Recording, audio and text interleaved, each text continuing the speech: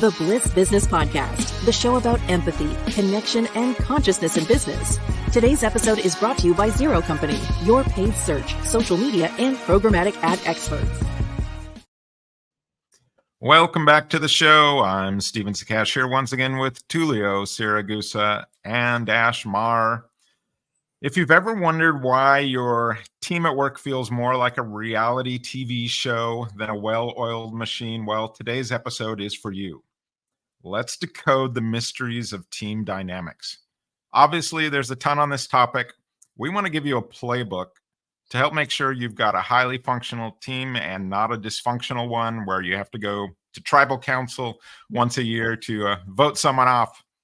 So let me get started. I want to read something from Google's Project Aristotle.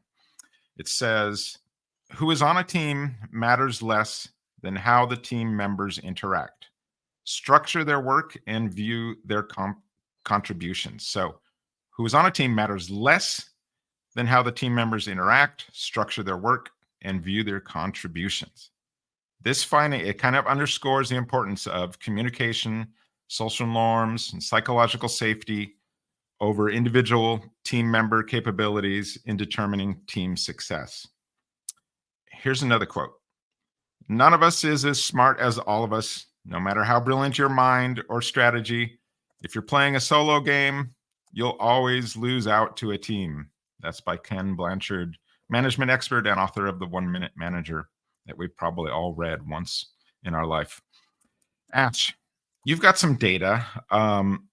Real quick, if not for having a better culture going on at work, give me a couple ROI points for making sure you've got good team dynamics.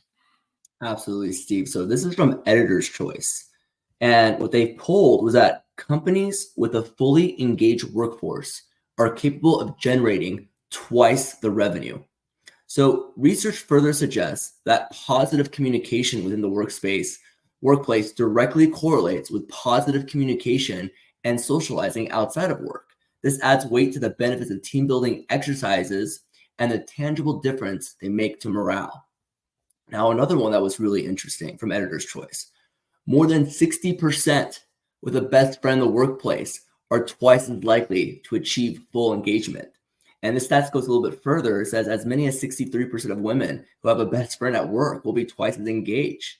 Corporate team building statistics also confirm that employee satisfaction increases by up to 50% when surrounded by people with whom they are friendly. By nurturing these relationships, organizations can make significant improvements. Now, last stat, again, another Editor's Choice. Nearly 75% of employees see teamwork and collaboration as essential. While nearly 3/4 of employees deem collaboration to be a vital cog in the workplace engagement, only 18% of employees have their communication skills evaluated at a performance review. Then just over a quarter, 27%, get communication training, which is super, super interesting. So we aren't really solving the problem a lot of times. And had we solved the problem, we might see twice the business. We might see much more engagement and happiness at work. So there's obviously a lot to play here with this team dynamics, this culture dynamics.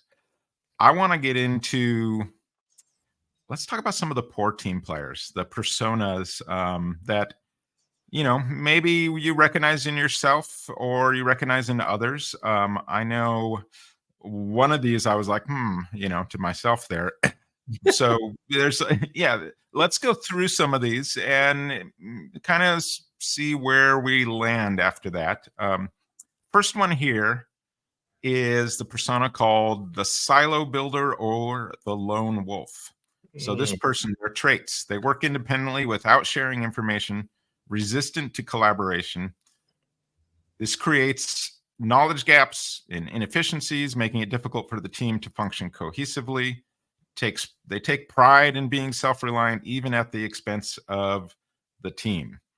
I know I've seen that in teams before where it's just, one person and you don't know what's going on and they're withholding, what's the status on this? And no, I've got it. And it's like, okay, but we need some open communication here.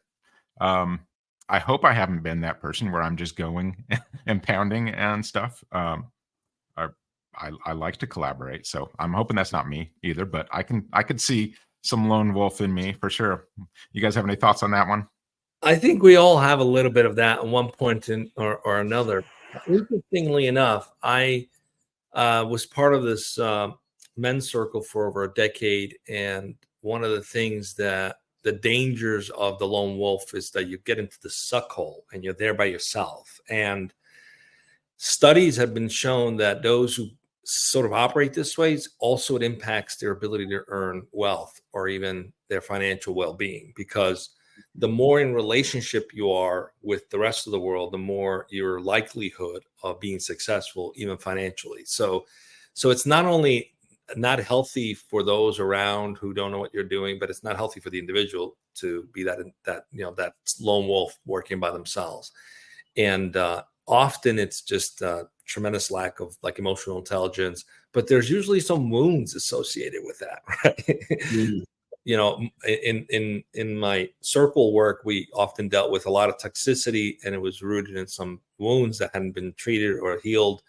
And those men tended to be very much lone wolves because it's just a way to protect themselves, right? In a little hole. So to a certain degree, it's the anti-team success individual, but there's deeper lying causes that if shown some empathy and some love, those individuals can be pulled out of the hole, so to speak, and participate as a pack, because the wolf is more powerful as a pack. What's interesting about that is we're also sort of pre-wired to work as a team. And there were some studies that show like our neural synchronicity, like they studied children, and if working together on a task, their neural activity was more synchronized together versus when they worked alone, which I thought was like, we seem to be pre-wired to have this need and efficiency and effectiveness when we're working with others. So I thought that was kind of fascinating that it's just like, you're working with others and suddenly we're all, in this groove together. Let's read the next one here. The free rider. So this one, I think if you've worked on a group project at school at one time in your life, there's been one or two or three or four free riders in that group project. So they rely on others to do the work. They contribute minimally. This increases the workload for others and demoralizes those who are contributing fully. And I know my daughter, who's in college now, is going through this same dynamic with the free riders. I'm sure you guys have felt that, right? Yeah, no, absolutely. I think one of, when you're able to pinpoint who that person is, you don't want to call them out, but I've had that happen. I'll give you an example. When I was at UCI to do my coding bootcamp, I had to assess my team, who was going to do what. So for example, I knew that this one person was very skilled in front end, and that's all she really cared about. So her coding languages were like Angular, which is really clean front end design. I had another gentleman that I assessed that he was really big on back-end databases. But then we had the free riders, right? So the one free rider, I could tell he was a gentleman from UCLA, poli-sci major, and he was as bad at coding as I was. So the way I was able to enroll him to support without becoming a cog in the wheel or holding us back from accomplishing our goals was that, okay, if we're going to allow our two superhumans are great at their coding, for the front end and the back end, have them do their thing without getting in their way, then you and I can work on selling and concluding our presentation when it comes time. Now, he just needed to have that conversation. He didn't want to be a free rider, but I think he was at some point, it was towards the end of the curriculum and he was over it. So I had to enroll him and get him excited, saying, hey, I'm not going to put pressure on you, just like the team's not putting pressure on me to spend on a 5-minute coding project. It takes us 12 hours to do. Let the smarter people do that, and let's focus on what we're good at.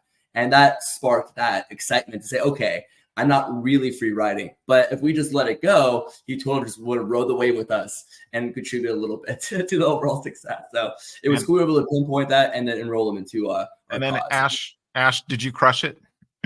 We did. Absolutely crushed it. Yeah, absolutely. And it was an amazing thing because what I found that the challenge, again, this is people who don't understand team dynamics. I had to have the awareness of where my strengths were and have the awareness of where my team's strengths were. Whereas everyone else was just trying to code and show off their coding skills. Well, there's coding levels, right? So the other teams, unfortunately, I got to see it firsthand where they weren't practicing team dynamics. They were lone wolf as well as free riders, right? So the lone wolves are trying to show off their skills. The free riders are riding the lone wolves, their clout, right? So it's like when you saw that happen and you saw how those teams performed and everyone kind of got in the way of each other, and then you saw how we were super smooth, it was a lesson in leadership at that point, a lesson in team dynamics right then and there. Mind you, I didn't reflect on that at the time. I didn't realize that our team dynamics is what brought us all together. It was more okay, this is something I learned from Gary Vaynerchuk, and let's practice those principles. Now I can look back and be like, wow, no, we practiced true team dynamics, and that's why we won 4 out of the 7 awards that night. No one actually is born a free rider or freeloader, depending on how you look at it, right? But they become that way because either they tried something and failed and were ridiculed, or were ridiculed so they didn't even try. So it's a way of playing it safe. So to a certain degree, we'll talk about this, I'm sure, later. They have been in an environment where their psychological safety was hurt. It didn't exist. So they've learned to just kind of like play it safe and go with the flow and just ride along, But there's a certain fear there of actually standing on, sticking their neck out and taking a chance on something. But often if you work with them and you get them past that, they are great contributors, because while they're watching and free riding, they're feeling a little shame of like, I wish I could do that, but I'm afraid. So it's very subconscious. It's not like they're aware of it, saying, I don't want to do that because I'm afraid. It's kind of like they don't even know why they do it. It's the wound is so deep that not all of them, but most of them are like that, I've seen. Yeah. Tullio, I have to validate that as well. I mean, the wound of most people that I found today, and again, this is something I didn't pay attention to years ago, but today I'm finding that people just need permission to take chances and bet on themselves a little bit, right? And say, hey, it's okay if you fail. We're behind you to support you. And failure is the only way to get to the other side. So, right? So, but the challenge is the wound.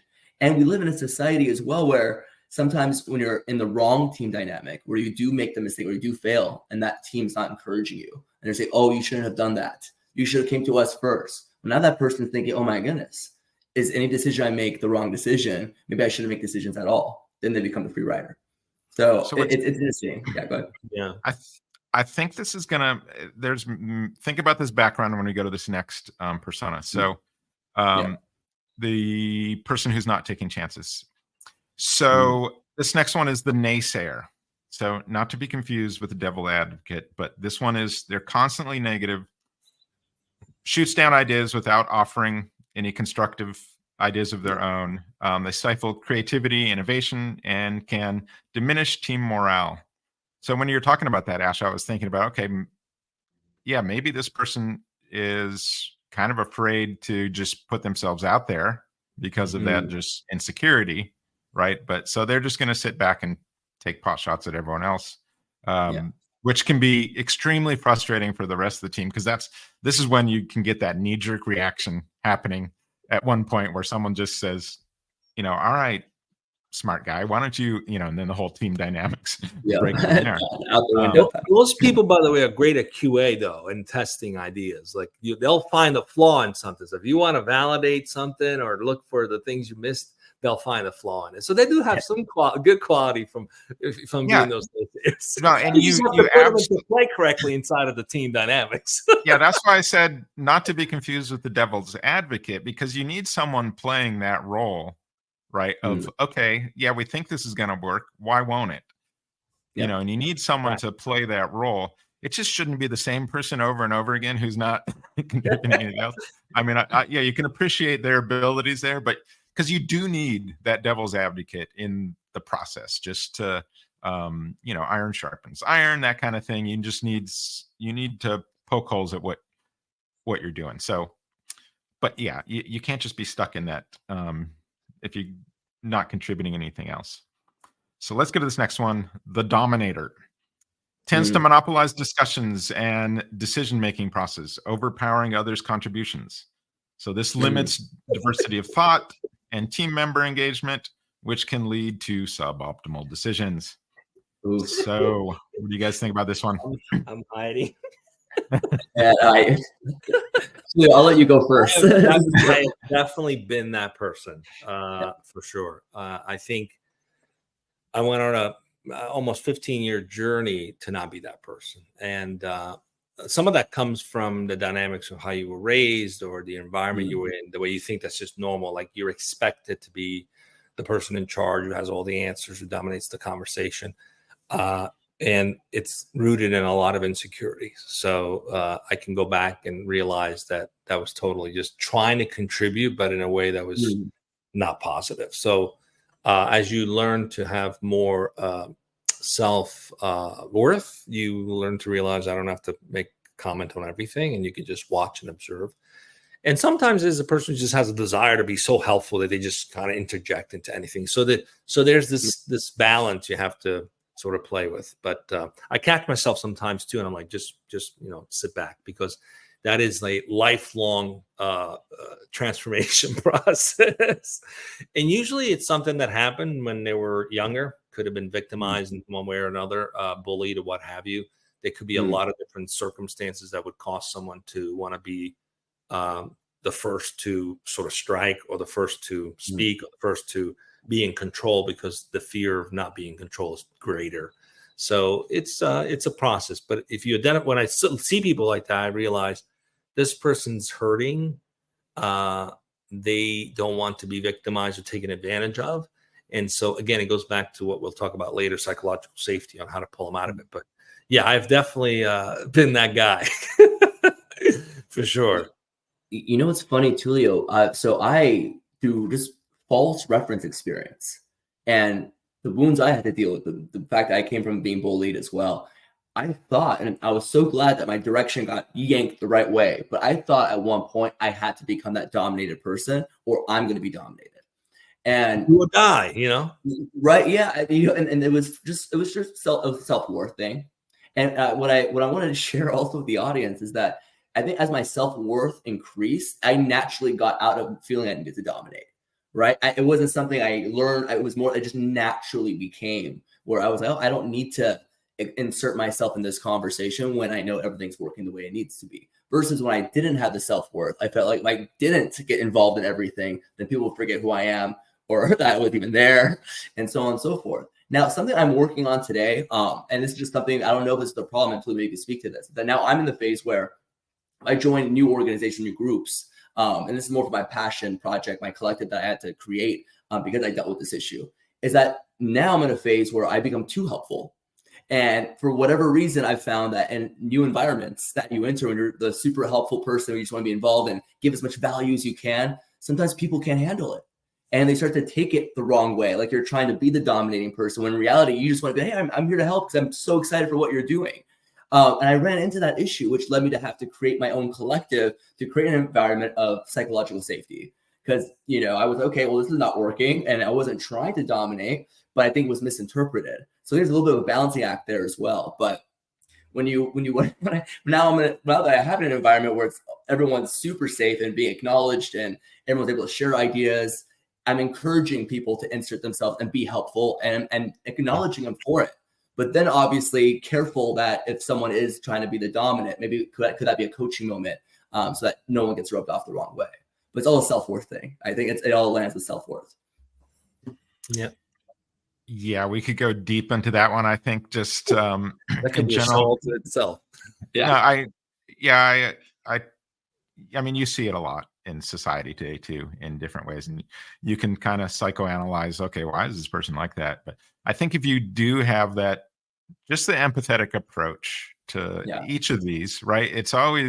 There's always probably something going on there that's a little bit deeper than just someone being annoying because, of something or other. But it's sometimes it's, like you said, it could be some sort of wound that goes way back. But and we'll get into that psychological safety and stuff for that. And I just want to add to that. Go ahead. Go. No, do it. Oh no, I was gonna add to that is, the self-worth part. Before I had the self-worth, when I was caught in situations like that, I would digress into becoming the free rider, because I was like, oh my goodness, I just rubbed everyone off the wrong way. these people think, they might not even be thinking this, but my paranoia. And then I'm just not going to do anything, or I'm just going to stay quiet and not contribute the way I can, or give the gifts that I was meant to give. Right. And that's what happens to people. They get discouraged, and then they just end up hanging out in the background, making wallflowers. I think the part where the self-worth came in for me was knowing the environment I was in, knowing I wasn't dominating, but trying to be helpful. And if the help is not wanted here, I'm going to take it to another environment where it is. And together, I was able to find people with the same mindset and move forward together and create that environment that encouraged all of us to want to help and acknowledge people that wanted to get together and do something good and grow together and so on and so forth. But I have to go back to my journey. If I didn't have that, I would have taken it offensively, or not offensive. I just would have broken down like I used to back in the day. Today, I'm like, no, I don't need permission, as long as I know the value systems are there, that I do have the good intentions. And if it's not going to happen in this environment, there's another one, even if they're created sometimes, go ahead and do it. And creating environments, I'm not saying you have to create your own collective or create a whole business to feel that you have self-worth. You could just shift friend groups. You could hang out with people that fit your mindset and say, okay, this was just a person that I wasn't their cup of tea, but I know I'm the cup of teas of other people. So I'm just going to not harp on this. I'm going to go ahead and just find my tribe. So I think that's, again, going back to the self-worth thing, I think we should think from that perspective. Then you're not too worried about what everyone else is thinking about you. Rather, you're trying to find the tribe. The tribe will always take you in. They're there. It's the root to everything. I mean, you just described a combination of things, right? I mean, the megalomaniac, the dirty secret about them is they're very insecure, but they also have people-pleasing disease. Yep. So it's like everything has to go my way because I need validation. But if you don't validate me, I fire you, because it's fired by insecurity. But I need the validation. So it's like I use coercion to get the validation. And it's so deep. And the root of it is just really self-worth, lack of self-worth. Because if you don't think highly enough of yourself, you care about what people say and think. So you need that validation. You need to be pleasing everybody. And then you want to control your environment 100% because you're afraid of getting hurt or being invalidated. And it's actually sad when you really look at it. But, So speaking of the self-worth, I think this next one really comes to play there. So this one is the micromanager. They don't trust team members to perform tasks independently. They insist on overseeing all details. This undermines team confidence and motivation and slows down the process. So we're just talking about self-worth. So if you want to have more problems in this particular area, just micromanage, and everyone's going to not feel confident about what they're doing because you're constantly over their shoulder. You're constantly nitpicking every little thing. Everything you give them, there's never going to be a right answer or a correct or have it correctly done. So this one I think is very disruptive. It's a killer. It slows everything down, and just like you said, it's going to feed into that self-worth issue. Yeah. You guys. Steve, I've shared this with you, and I think Tullio, we've talked about it as well. I came from that environment, and I'll never forget that. Now I look back on it. I don't want to name names. These are people I probably listen to this podcast.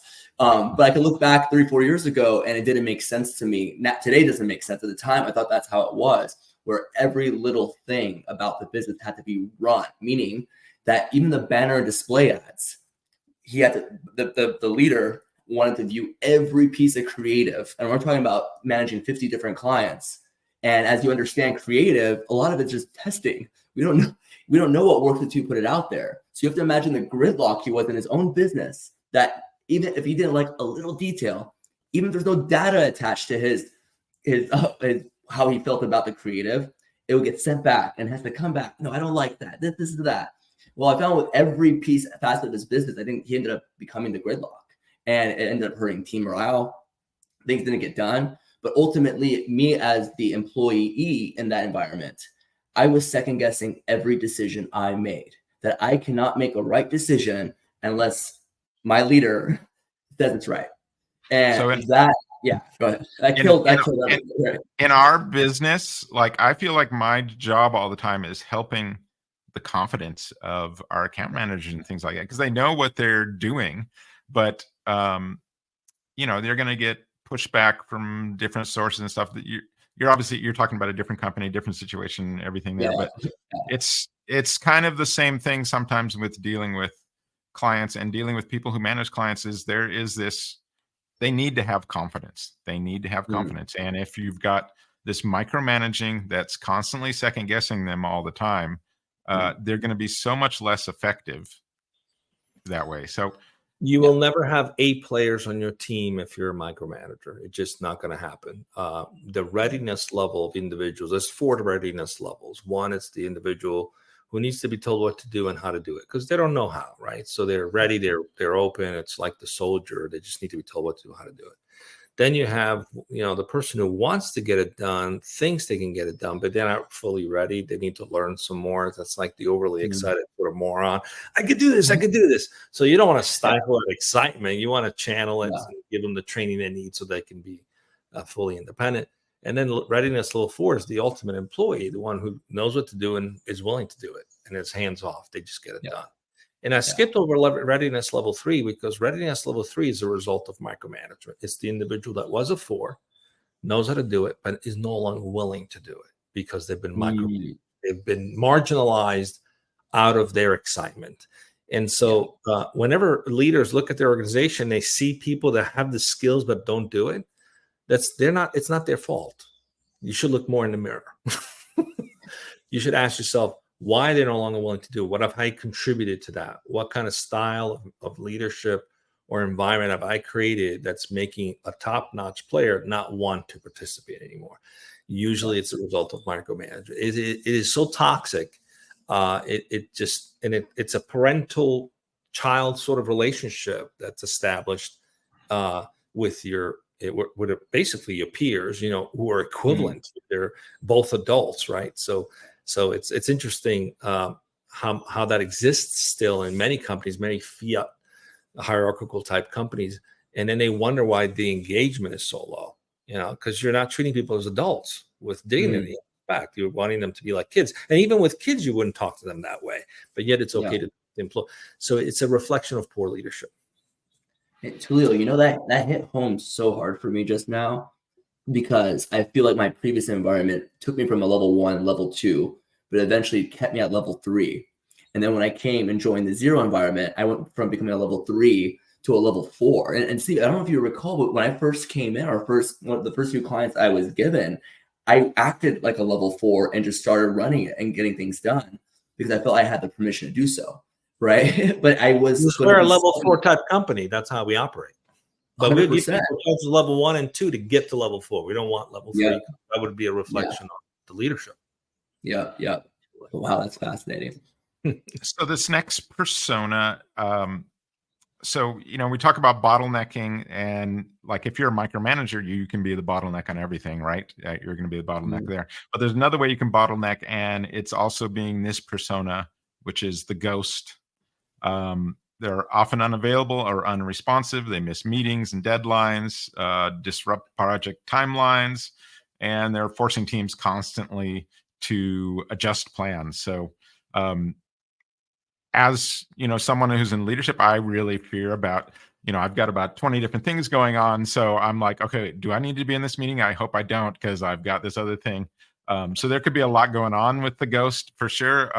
So I hope I'm not that bottleneck. So I worry about that just to make sure, each meeting goes on. But I know there's a lot of reasons though for the ghost to exist. So in one case, it could just be you got too much going on. Another case, it could be you're just totally disengaged, right? That happens. You're just checking out completely. So you can be swamped. You're checking out completely, or you just don't have buy-in on this whole project. You're just nope. Yeah. So I think there's those kind of 3 elements that come to play here. What are your thoughts on the ghost? Well, I mean, we talked about this, a little bit on the bottleneck thing. I think some of it also deals with learning to delegate if you have too much going on, and but also knowing how to prioritize and your time and the things you want to focus on, and then finding joy in the things that excites you, right? If you find yourself doing the things that you feel you have to do, but they don't excite you, and it's more of that and less of the things that excite you, it's going to be only natural to just want to whatever. So you've got to go back to finding what you're passionate about and have those difficult conversations, whether you're having those conversations with your manager or with your colleagues or your peers about, I need to have things that really fuel me more. And I'm doing all these things that are not. So, maybe find someone else who likes doing that stuff that doesn't fuel you, but fuels them, and be in relationship about delegating some of the things or bartering if you have to. But it is totally a managed situation, right? You have to be aware of it and then recognize it and then do something about it. No one else is going to change that for you. It does affect everybody else. Unfortunately, it's kind of one of those things where the individual needs to say, I need to make a change and be raw about how to make that change, be vulnerable about it. 100%. And Tullio, I think as a leader, once you pinpointed who your ghost is, I think you said something really powerful. You have to have that raw conversation, because that person could just tell you, hey, I am overwhelmed, right? And I think when people avoid, or when organizations avoid those conversations, you start to think thoughts that aren't true as a leader to your employee. You might think your employee is just disengaged, or he doesn't care, when in reality, he's probably doing tasks that are outside their function. Maybe they're bogged down. And when you're able to determine those things, then you can put them in a better position where they're no longer a ghost, but focusing on their strengths, they're getting more done, and now they're available, right? Now you're able to see them as a part of the team. But then it's that really awful situation. I don't know, Steve, if you could speak to this, or Tullio, maybe you have an example where you pinpoint the ghost and it is someone who's just absolutely disengaged. I think really the question is can you get them back to being passionate? And if not, would you want to give them the opportunity to just go find another culture fit, or maybe have them start from, how would you approach that? Or what are your, and I haven't had that experience yet, but I wouldn't know how to approach it, right? I would think, do I take this person off the team so they don't poison the rest of the group? What's the best approach? Yeah. Well, so you have to address it, because if they're a part of the team, you're going to have resentment issues that it's not being addressed. So it's like, hey, this person's not pulling their weight. You got to dive into why, because if everyone else is feeling it or making up, the work that's not getting done, and you don't address it, you've got resentment. Now it's spreading, right? Now it's spreading to other parts of the team, and you've got problems. So you have to definitely sit down with that person and be pretty frank about, hey, what's going on here? I can say we've had that situation in the past where we had to let someone go. But I was like, I don't think you're passionate about this work. I've seen you light up when you talk about this other thing or this other thing. And I know you'd be really good at pursuing that. So it was like, and we've had people who I definitely encourage to pursue some of those other passions, because you don't want to be stuck doing something you don't like for the next 10 years, and you're just going to be doing it half-ass for the next 10 years. And that's going to seep into your life in so many different ways. And so I would hope that there's more people that can do someone a favor sometime like that, and just really get them to shift, do some self-evaluation, and, maybe go one step backwards, two step backwards, but with the hope of many steps forward. Yeah. But this really talks to the topic today, right? Team dynamics, working as a team. And that's the beautiful thing. If you create the kind of intimacy amongst the team where you can have these open conversations, it doesn't become, one, something you become resentful over, and two, something you get overwhelmed. Overwhelm is just a sign that you're doing more of the things you don't prefer versus the things that fuel you. Because I've been super productive doing the things that fuel me, and I never get tired. But the minute I start doing things that I have to, and sometimes you go through a stage where you have to do that. You might be moving, or you're going through something. Nobody wants to do it, but you have to do it. And it can feel overwhelming. It's overwhelming because you're doing stuff you don't want to do, but you have to do it, right? So speak with your teammates and like, hey, I'm finding myself doing a lot of this stuff, and I'm more like, love doing this stuff. Anybody else on the team here likes doing more of this stuff? Oh, yeah, I love doing that stuff. Oh, can we swap a little bit of our workload so you do the things that you love and I do a little bit more of the things that I love? I'm not saying I want to give you all the things that I don't love, but maybe we can balance it out a little bit. And then as a team, you get stronger together because you're collaborating on making the team stronger, making the system stronger. It's not just about the individual. And then it also gives you a sense of belonging to something greater than yourself, and you're having an impact. And being in that relationship is the only way you can really achieve it. Unfortunately, this goes back to the comment we made earlier at the very beginning of the show, where it's not about the team, but the individuals, as it is the environment, right? So if you don't have the kind of environment where that dynamic is encouraged, it's going to become very difficult. It becomes a grind, right? Because you're just kind of top down told what to do, and everybody's looking out for number one. But if you move into a friendly environment where you act as friends with each other, then you can be supportive and just have a conversation about what's going on. And most people like to support each other when they're in relationship with each other. So it's not a difficult thing to fix if there's an effort made to want to create more intimacy. Yeah, and one of the things that I've been told I'm good at, from senior members of the staff, was finding what other people are good at. So it's like, okay, we hired you for this, but you're actually really good at this, or you seem to be really passionate at this. Let's switch gears and have you do more of this thing. So I think there's this, like you said, Ash, at the beginning, when you talked about your example, is finding, another niche for someone where they can contribute at a better level, and bring more impact for the team. So I think there's this ability to be a little bit flexible with everyone. Obviously, if someone's applying for a certain job, you're hoping that they're somewhat into that that realm. Yeah. The person we let go, I felt like they were not in the realm at all. Whereas, like, I don't have a position for what you're really passionate about. And so I think, but that's not, I give people a lot of chances and can see where some of their strengths come out and try and be flexible with that. Cause like you said, it's just, you can crush it if you can find someone's passion in a little bit of a different area. Sometimes it could take a while. It took me a few decades to figure that out. Sure. Because I was really good at sales and marketing and strategy. So I always levitated towards that. I always got pulled into that, but I really love getting into the weeds of things and fixing things on the operation side of it, right? Fixing the way things are structured, creating systems, scalable environments. I really enjoy that. So I eventually realized, you know what, I'm doing this, but the aspect of that job that I love is solving client problems, right? Beyond that, I really don't care to be in that space. I really just want to be in the weeds. And so most people are like, I don't want to be in the weeds. I just want to be up here, strategizing and that's great. But I like going in there and pulling out the weeds and fixing stuff. So it took me a long time to recognize that and acknowledge that. And so there's definitely a lot of self-awareness required to have that conversation with yourself first before you can have it with other people.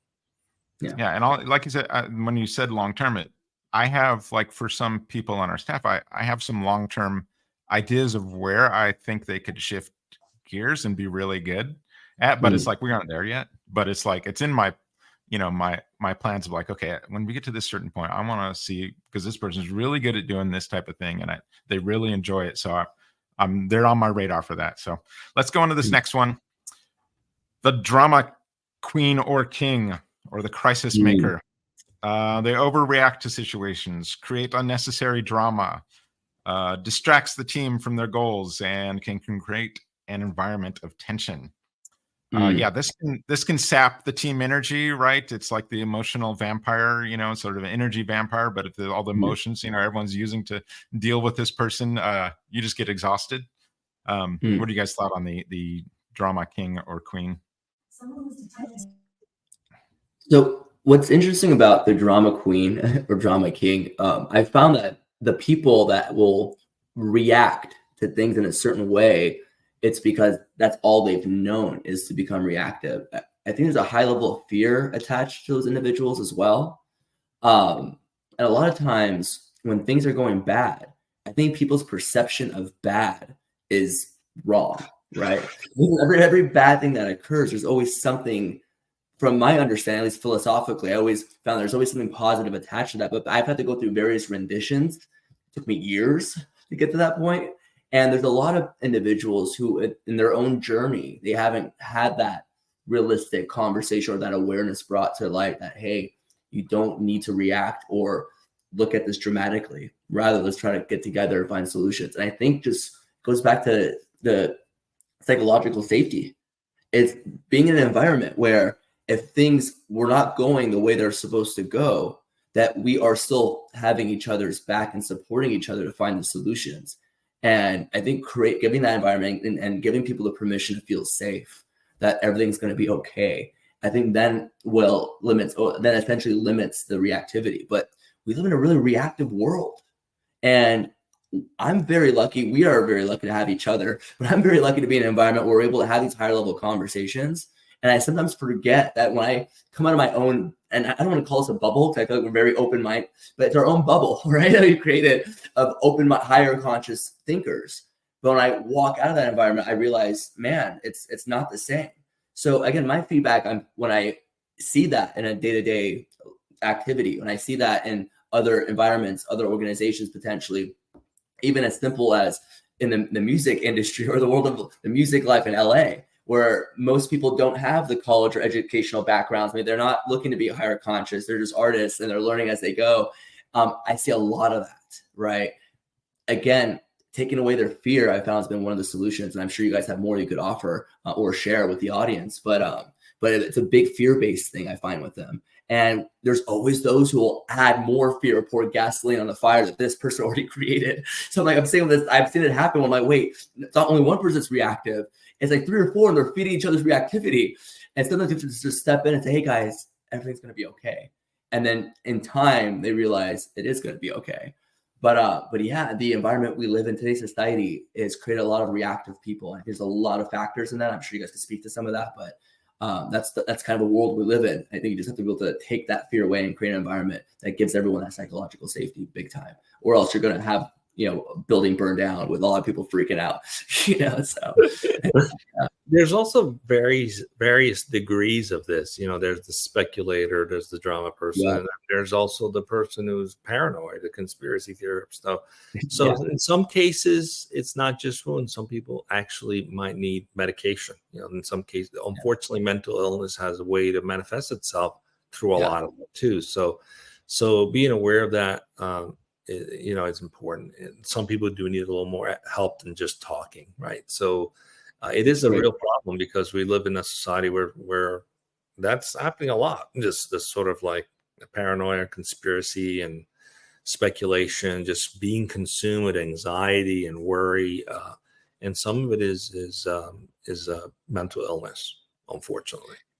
Yeah, and not to get too deep in, that's the topic on its own. I just want to add, and we haven't talked about this a lot, but the cell phone. This has led to so much anxiety.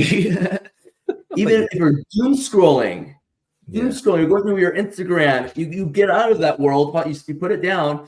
And I personally, I know I doom scroll a lot, and I'm sure you guys have seen me do it. And now I'm becoming more and more aware that it caused a lot of anxiety for me.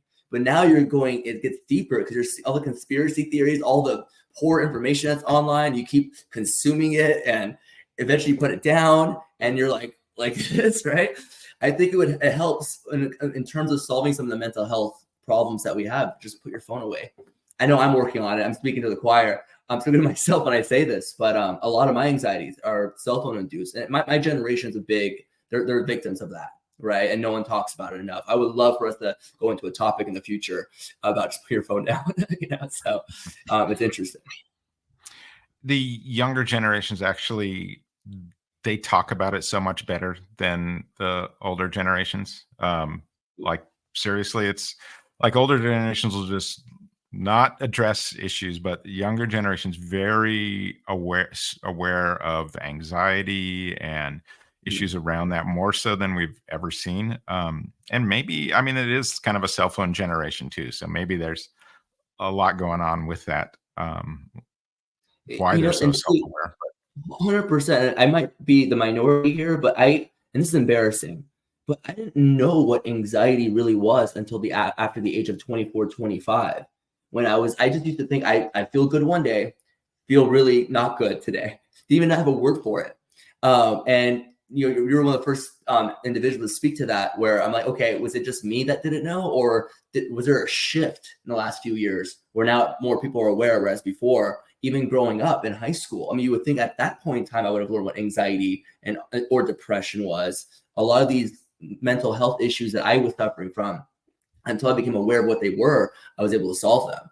But it was kind of crazy for me that I didn't even know really much about it. So I might be on that generation that like barely got to becoming more aware, whereas now Gen Z and everyone else, that's all everyone talks about. I have anxiety, I'm not going to go to school. I have this, I'm not going to do that, right? And there's levels to it, right? But I mean, we have to acknowledge the fact that the younger generation is super aware, whereas even my generation. It's better. Most of us grew up in suffering in silence because of the stigma around it, as if we were flawed. It's like saying someone who has diabetes is flawed. It's a disease. It takes, just the same way a mental illness is a disease. You don't choose to have it, So, but the newer generation, it's a good thing that they're more openly talking about it, because most of us have just literally suffered in silence, just sucked it up, right? Until that moment where you snap. So the snap moment is not good. Some people, that costs them their lives. So it's a very serious issue. But having those people on the team, they can be like the suckhole of the team, just constantly drama. Usually those need a little more empathy, a little more love, and maybe a little bit more things to do because they're focusing a lot of their attention on speculation instead of just being in action. But it's not an easy thing to fix, for sure. Yeah, and it's not an easy thing for the team to manage because, like you said, there's a lot of deep-rooted issues here that go into the anxiety and stuff like that. So it's like you aren't equipped for handling some of that. But I think too, though, if you do have that culture of love and empathy that you're building into everything you're doing, it's hard to go sideways when you're not sure what to do. Just do what the loving thing is.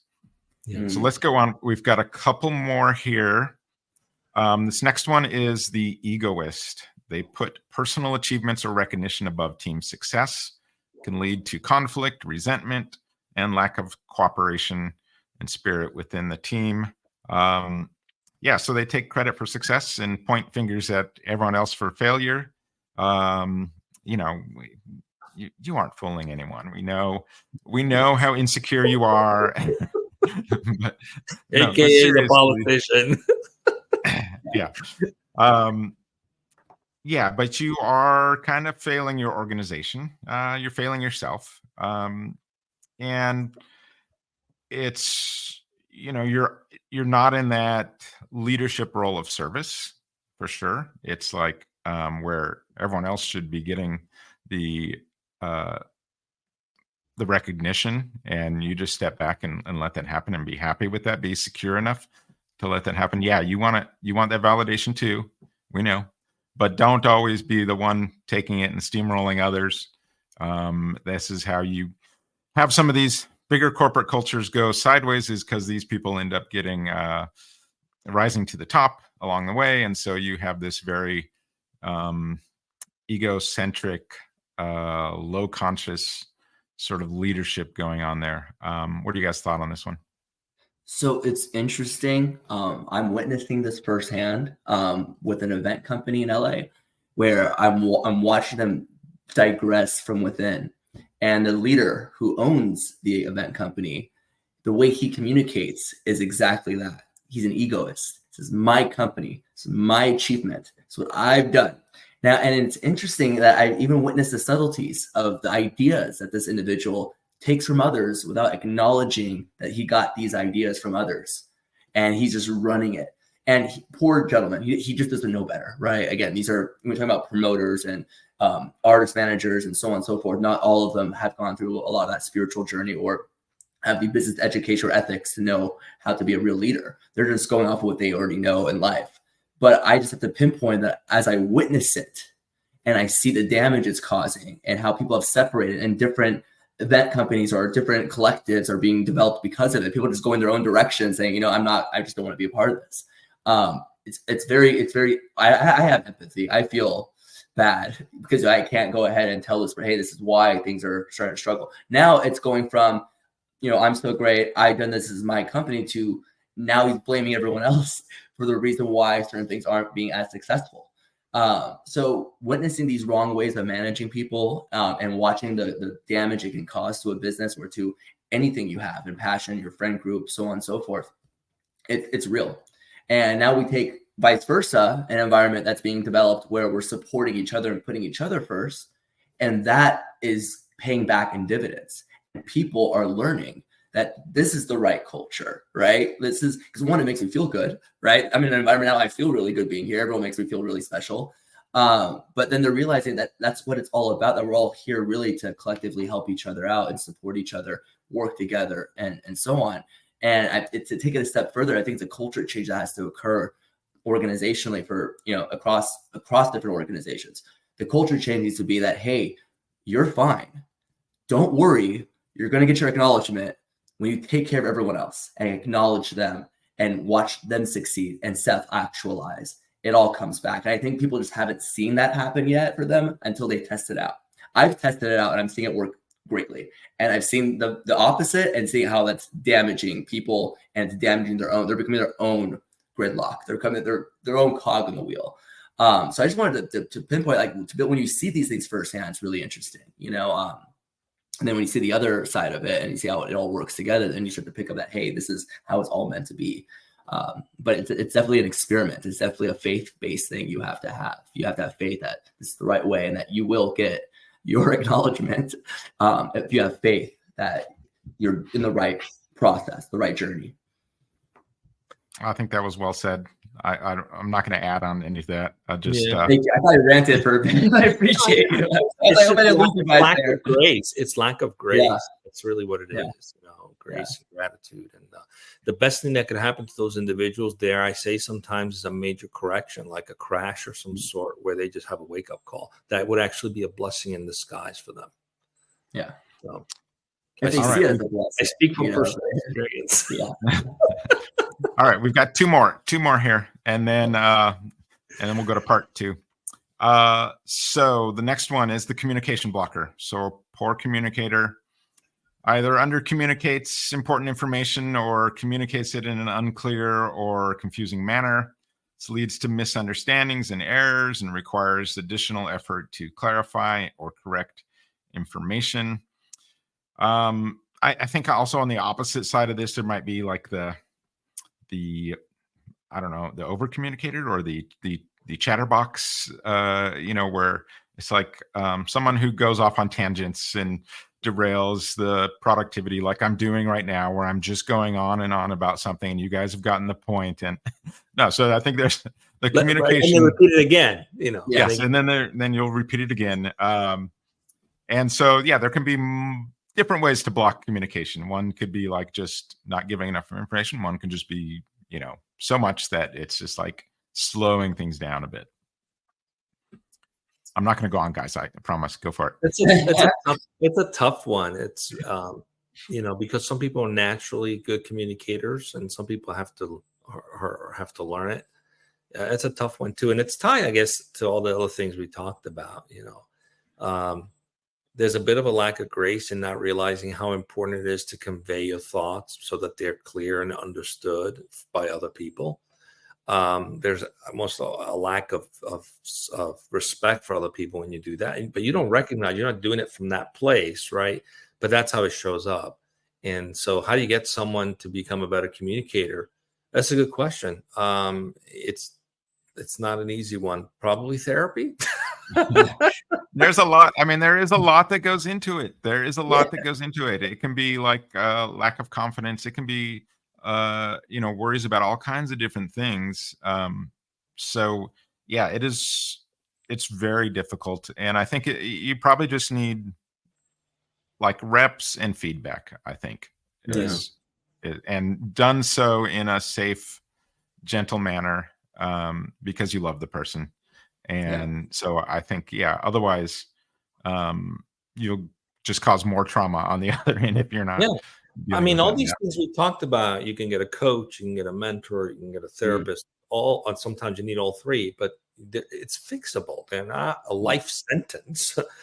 You just have to have the desire and the willingness to do it. And sometimes there's a lack of awareness that the person has that problem. So be a good friend and tell your friend when they need to work on something. And that goes back to this idea of having a team where we act as friends. You know, I think 3 things of friends. 1, we support each other in our wins, so we celebrate each other. When you win, I win. That's the kind of mindset. And also we support each other when we're not doing so well, right? So when you fail, I fail, and there's a lot of empathy in that. And we don't sell each other out. If you're going off the rails, I'm going to call you out on it, because a good friend would do that. I'm not going to sell you out, right? This idea that sometimes you're not going to speak up and say something to your friend because it might jeopardize your friendship. That's not a true friendship. A true friendship will not sell someone out if they're going off the road, off the rails, and say, hey man, listen, you got to get this on track. What's going on here, right? That's what a true friend does. And a true friend will respond to that in kind and take it in. So, you know, at some point you have to be able to have those intimate conversation amongst the team. That's why it's important to have a good team dynamic where you have this openness and this ability to do that. I think we'll talk about that next. And that requires a very special kind of environment to do that, where you can openly have those conversations, where it's safe to have those conversations. No, absolutely. And Tullio, to add what you just said to the desire, because when you're creating that feedback loop, you have to have the desire to want to change, so that when that friend does come and want to help you, you don't take what they're saying offensively and take away the gift that they're offering you, right? By saying, hey, I think you should work on this and you could achieve so much more. A lot of times you deal with the egoists at that point when you try to share that feedback and they push back against it. Well, at that point, that individual didn't have the desire to really change or grow. Thankfully, I was very fortunate, but I'll say that in college, I was definitely the and I had to keep repeating myself, and I could see everyone's rolling their eyes. So today, even when I think I've been able to work on it because I've had the right feedback loops, but even today, I'll even throw in there, hey, I think I'm still ranting. And I have to get the feedback to say, no, Ash, you're on the right track. Or Ash, you did kind of rant a little bit. you repeat that one statement multiple times. Can you just keep it concise? And that just has helped me just become a better communicator. And even with this podcast, it's, you guys are consistent, always giving me that great feedback, just the way we communicate with each other. So I found that my ability to communicate has become more effective. But I definitely was that guy, and I had the desire to change, and the universe put the right people to give me the right feedback. But you have to have the desire for this.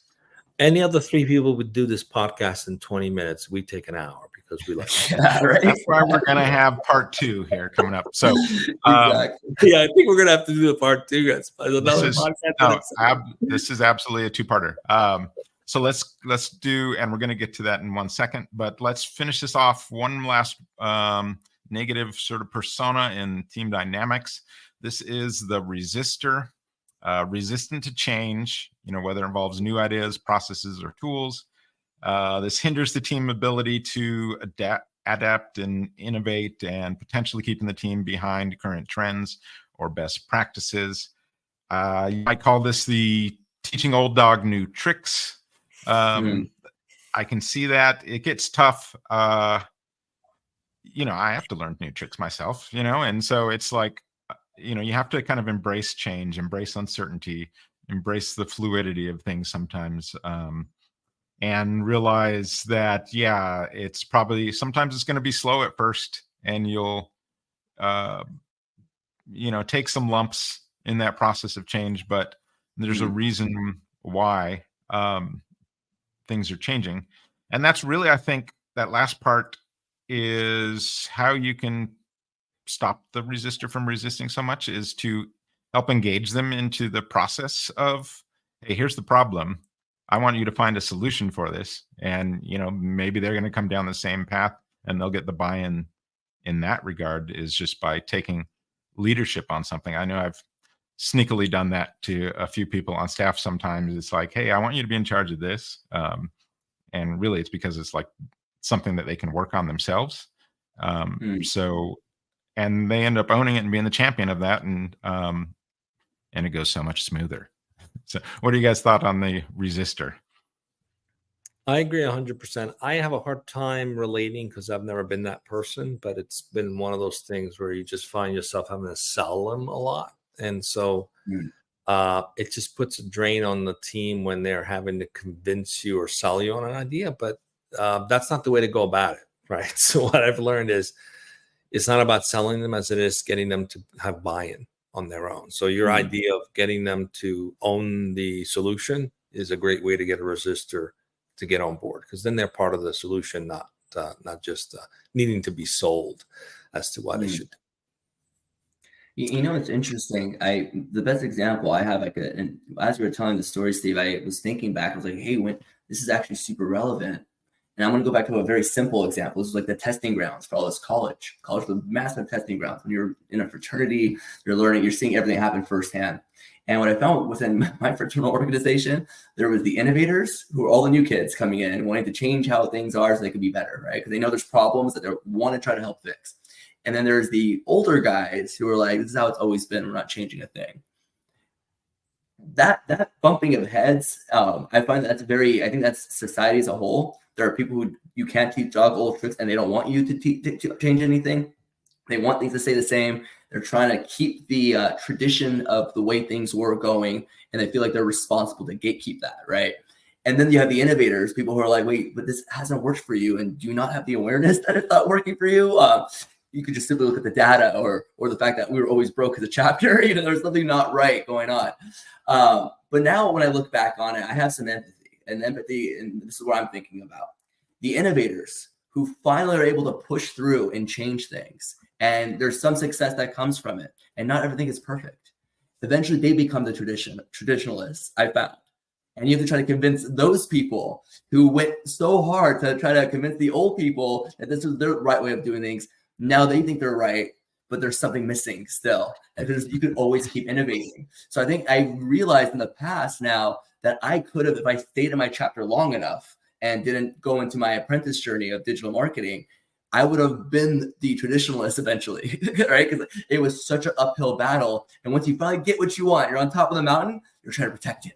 And I could understand that now at the deepest level. Whereas before I was like, those guys they always wanted to push back. This is just a societal problem. You're just that. No, I think there was something they had to break through themselves to get the chapter, or in this case, whatever that their goal or agenda was, through. And now that they're there, they're not aware that they were that we're all the same.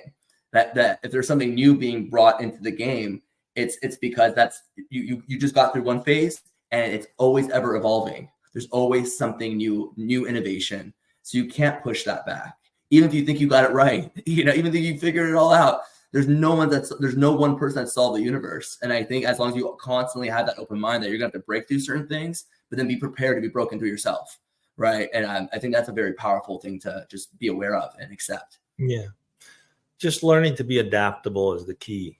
No matter what age you are, what age group, that's probably the best skill you can have as a human being. And realizing that sometimes you're seeing through things through a lens that's been around for so long, but it's just a lens that we created a reality around this fake lens. In the radicalpurpose.org, we call that the fiat lens, where you see things a certain way. And we've bought into it for so long that we think it's reality. But in actuality, it's just a lens. But when you flip the lens and you see the reality for what it is, you learn that, everything is adaptable. Nature's constantly moving, constantly giving. It's all adaptable. And that's how we're made. So this idea of permanence and all that it was just something we bought into collectively.